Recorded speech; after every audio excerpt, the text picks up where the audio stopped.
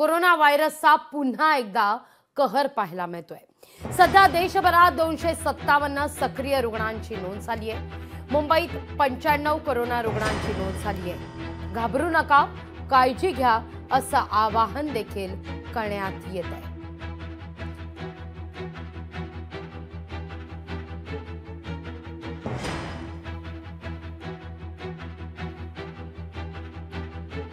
रुग्णांच्या संख्येत वाढ होत असली तरी तज्ञांच्या मते बहुतेक लोकांना रुग्णालयात दाखल करण्याची आवश्यकता नाही असं म्हटलं जात आहे।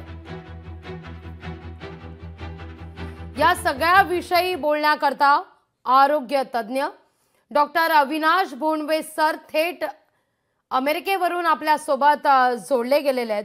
अविनाश सर नमस्कार, स्वागत आहे तुमचं लोकशाही मराठीमध्ये।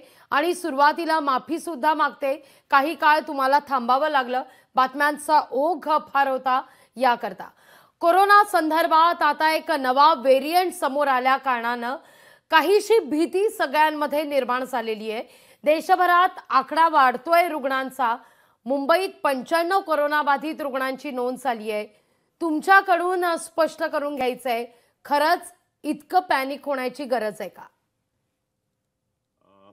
सर्वात आधी एक गोष्ट लक्षात घ्या, ते म्हणजे ज्या वेळेला कोरोना सुरू झाला 2020च्या सुरुवातीला आणि त्यावेळेला साधारणतः 4 मार्चला त्याची जागतिक साथ किंवा ज्याला महामारी म्हणतो आपण ती सुरू झाली।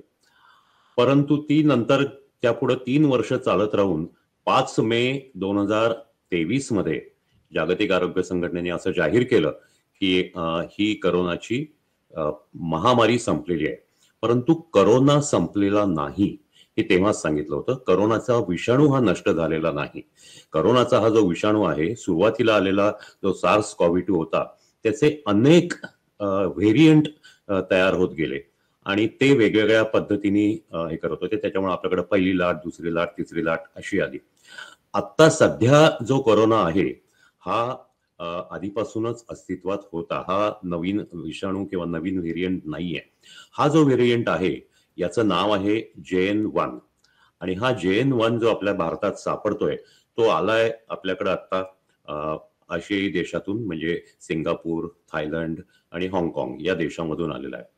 आणि हा जो आहे हा आपल्याकडे जी तिसरी लाट आली होती ओमायक्रॉनची 2022च्या सुरुवातीला, 21च्या अखेरीस आणि 22च्या सुरुवातीला, त्या ओमायक्रॉनचा हा उपप्रकार आहे।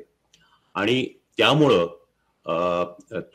हा जो आहे विषाणू हा वेगाने पसरतो, याची प्रसार क्षमता खूप जास्ती आहे। म्हणजे एका माणसाला झाल्यावर तो 6 ते 10 लोकांना लगेच बाधित करू शकतो। पण याच्यामुळे जी लक्षणं होतात किंवा याच्यामुळे शरीरावर जे परिणाम होतात ते फारसे गंभीर नाहीये।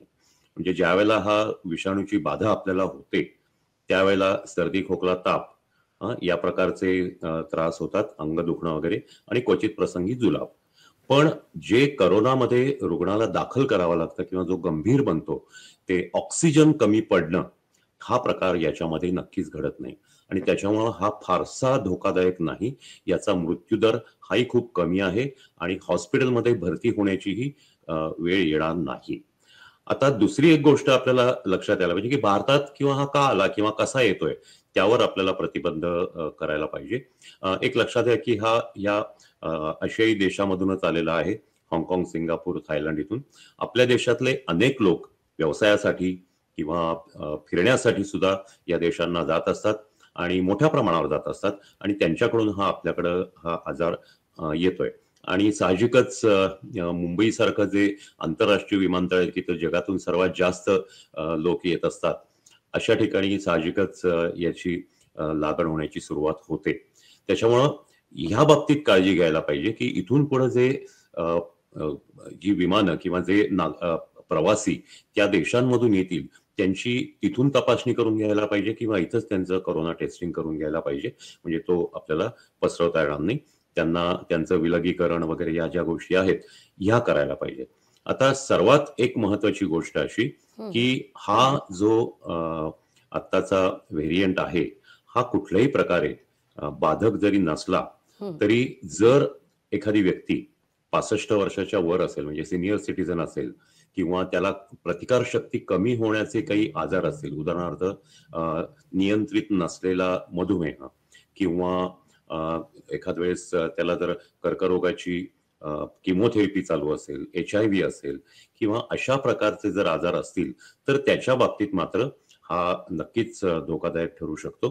मध्यंतरी अशा प्रकारचे 1-2 रुग्ण मुंबईमध्ये त्यांचे मृत्यू झाले, तेव्हाही हे सांगण्यात आलं की हे जे मृत्यू आहेत हे कोरोनामुळे न होता हे त्या सहव्याधींमुळे झालेले आहेत. तर या लोकांना धोका असतो. आणखीन एक गोष्ट अशी की हा सध्या आपण जर पाहिलं तर अगदी छोट्या अर्भकांना सुद्धा होऊ शकतो, त्यामुळे त्यांच्याही बाबतीत काळजी घेतली पाहिजे. आणि सर्वात महत्वाची गोष्ट म्हणजे आपल्याकडं साधारणतः 2.2 अब्ज लोकांना कोरोनाची लस देण्यात आली.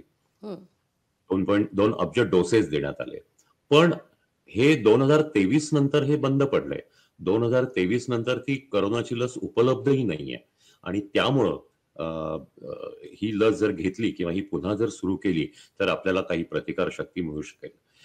एक पक्की गोष्ट मी निश्चित सांगतो की ह्याची साथ पसरली, रुग्णसंख्या वाढली, आता 257 भारतात आहेत, त्यामध्ये 95 मुंबईत आहेत, तर तरी सुद्धा याची पॅन्डेमिक होणार नाही. कारण आत्ता जी आहे ही त्या ठराविक विशिष्ट भागामध्ये, त्यावेळेला जागतिक आरोग्य संघटनेने जाहीर केलं होतं की विशिष्ट भागांमध्ये राहील, त्याला एंडेमिक म्हणतात. म्हणजे ही जी साथ आहे ती त्या भागापुरती राहील आणि थोडीशी पसरू शकेल. अर्थात ही जास्ती पसरली तर विनाकारण काळजी करण्याचं कारण नाही. ह्या अशा साथी ह्या पसरत राहतातच. आत्ताची ही साथ ही आटोक्यात आली तरी भविष्यात सुद्धा येऊ शकते, कारण या पद्धतीचा जो आपला फ्लूचा इन्फ्लुएन्झा विषाणू होता त्याच्याही अशा वर्षानुवर्ष अनेक साथी जगामध्ये येऊन गेल्या. त्याच्यामुळे सांगायचा मुद्दा असा की प्रतिबंधक उपाय तेच आहेत की अंतर ठेवा, गर्दी करू नका, मास्क वापरा, नाकातोंडाला हात लावण्यापूर्वी हात स्वच्छ धुवा. फक्त हे आपण विसरलो होतो, ते पुन्हा आठवा आणि पुन्हा त्या गोष्टी पाळा. लस जर सरकारने सुरू केली तर निश्चित लसीकरण व्हायला पाहिजे. अशा या गोष्टी जर सगळ्या पाळल्या गेल्या तर मला नाही वाटत की याची पुन्हा पॅन्डेमिक किंवा महामारीचं स्वरूप येईल. आजार नक्की वाढेल, रुग्णसंख्या नक्की वाढेल, परंतु घाबरायचं कारण नाही. अगदी. अविनाश सर, खूप खूप धन्यवाद आमच्याशी संवाद साधला त्याबद्दल आणि सगळ्या शंकांचं निरसन केलं त्याबद्दल तुमचे मनापासून आभार. लोकशाही मराठी ऐका, पहा, जागरूक रहा.